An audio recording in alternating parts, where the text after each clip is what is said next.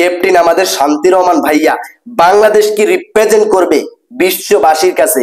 তার মাধ্যমে কিন্তু আমাদের টি-20 ঘরে চলে আসবে, ওয়ার্ল্ড কাপ ঘরে চলে আসবে। সেই শান্তি রহমান আপার যে দুর্দান্ত লেভেলের খেলা ভাই, পারফরমেন্স কিন্তু চোখে লাগার মতো, চোখে লাগার মতো।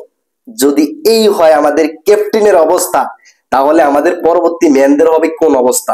আমাদের শান্তি রহমান আপা আজকে ডাক মারছে, 6 বল খেলে তিনি আন্ডা নিছে। এটা হচ্ছে টি-20 ম্যাচ, তিনি আন্ডা নিছে।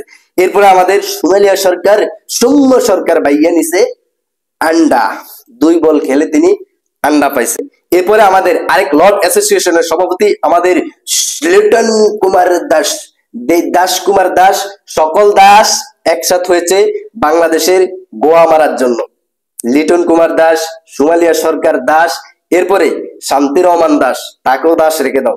এই 3 দাস একসাথ হয়ে বাংলাদেশকে গোয়া মারা দেওয়ার জন্য রেডি হয়ে গেছে। আজকে ম্যাচ হয়েছিল ইন্ডিয়ার সাথে, ওয়ার্ম আপ ম্যাচ, প্রস্তুতি ম্যাচ। এই ম্যাচও তাদের জ্বলে ওঠার কথা, ক্লাসিক্যাল শট ভালো করে খেলার কথা। এই ইন্ডিয়ার সাথে আমাদের তাও ভরাডুবি। প্রথম ইন্ডিয়া ব্যাটিং করতে নামছে, মাত্র 182 রানের নিট দিছে। এর ভিতরে আমাদের বলারদেরকে তুলোধুনো করছে। এই যে আমাদের এই যে তানবীর, তানবীর ছেলেটাকে আমি জীবনে দেখিনি, কোথাও ভালো পারফরমেন্স করছে এরকম নামগামও দেখিনি। তাকে হঠাৎ করে এই যে টি-20 ওয়ার্ল্ড কাপের স্কোয়াডে দেওয়া হলো, সে কি ভালো কোনো পারফরমেন্স করতে পারছে? আজকে আজকে একটা ওভার করতে আসছে মামা, 3টা ছক্কা খাইছে। হার্দিক পান্ডিয়া মারছে, হার্দিক পান্ডিয়া ছক্কা গুলা মেরে এভাবে যে একটা স্মাইল দিছে, হাসিটা দিছে ভাই, দুর্দান্ত লেভেলের। এই যদি হয় তাদের যে বোলিং পারফরমেন্স, তাহলে তাদের ওয়ার্ল্ড কাপের কোন অবস্থা হবে। যে বাংলাদেশের আমাদের সাইফুদ্দিন এবং আমাদের মেহেদী হাসান মিরাজ ভাইয়া অত্যন্ত ভালো লেভেলের খেলোয়াড়, তাদেরকে একজনকে নেওয়া উচিত ছিল। যে তানবীরকে নেওয়া হয়েছে, সে আছে নাকি বোলিং, আছে নাকি ব্যাট, তাও জানি না, তাকে নেওয়া হয়েছে। আজকে তার ভালো ধরনের পারফরমেন্স দেখছি। আজকে আমাদের সাকিব আল হাসান বোলিং করতে আসছিল, তাকেও তুলাধুনা করছে, ছক্কা দিয়ে মারতে আছে, শুধু মারতে আছে। তবে আমাদের মাহমুদুল্লাহ রিয়াদ ভাই প্রথম উইকেটও নিছে। এরপরে যে দুর্দান্ত লেভেলের একটা ক্যাচ নিছে ভাই, বুড়ো বয়সে যে এত সুন্দর ধরনের ফিল্ডিং, বোলিং ভাই, ওমাই সেলুয়েট, আপনাকে সেলুয়েট। আজকে ব্যাটিং করতে নেমে তিনি 40টা রান নিয়েছে 28 বলে।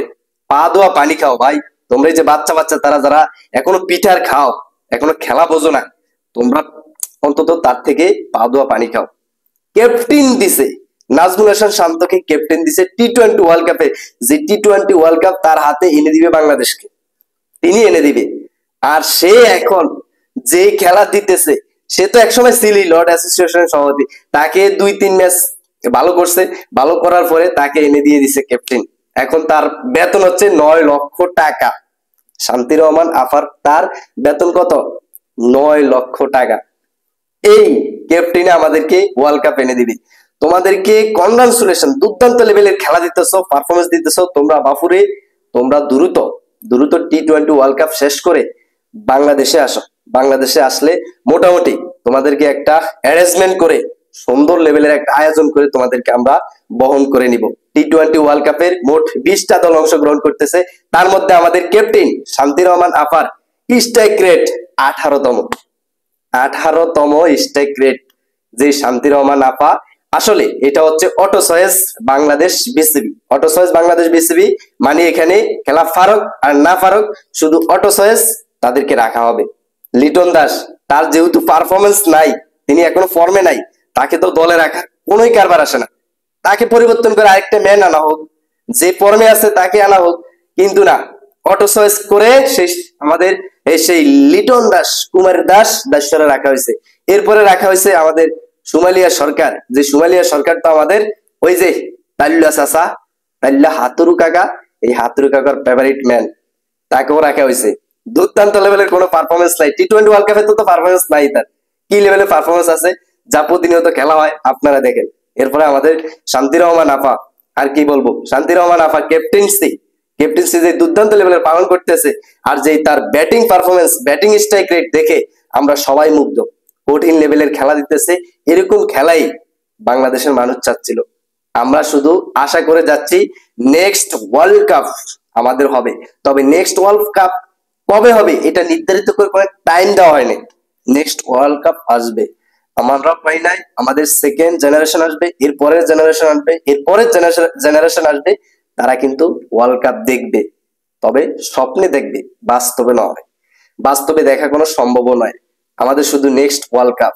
বাংলাদেশ কৃষি প্রধান দেশ, এই কৃষি প্রধান দেশকে যদি আরো শক্তিশালী করতে হয়, তোমাদেরকে খেলা দিয়ে, ক্রিকেট খেলা দিয়ে উন্নত করার দরকার নাই, কৃষি কাজে লাগাই দিলে আমাদের কৃষি ক্ষেত্রে মোটামুটি উন্নত হবে, আমাদের অর্থনীতি সমৃদ্ধিশালী শক্তিশালী হবে, মোটামুটি আমাদের একটা অর্থনীতি চাঙ্গা থাকবে কৃষি ক্ষেত্রে।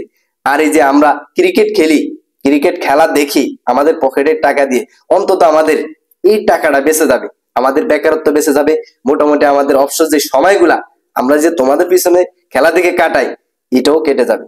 তো তোমরা সব দিকে মোটামুটি ফিরে আসো, দ্রুত ফিরে আসো। তো ভিউয়ার্স, আজকের ভিডিওটি এই পর্যন্ত। ভিডিওটি যদি ভালো লাগে চ্যানেলটিকে সাবস্ক্রাইব করে রাখবেন পরবর্তী ভিডিও পাওয়ার জন্য। আসসালামু আলাইকুম।